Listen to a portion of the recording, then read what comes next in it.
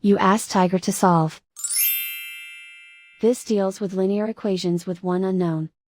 The final result is x equals 4. Let's solve it step by step.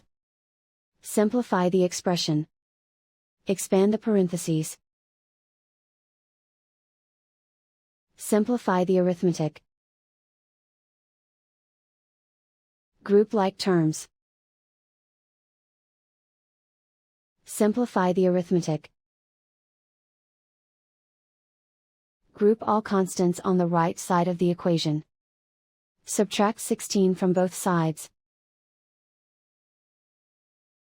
Simplify the arithmetic.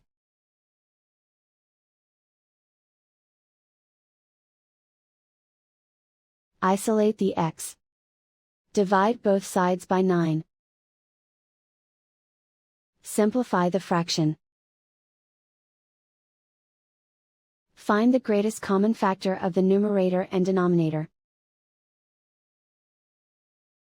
Factor out and cancel the greatest common factor. And so the final result is x equals 4.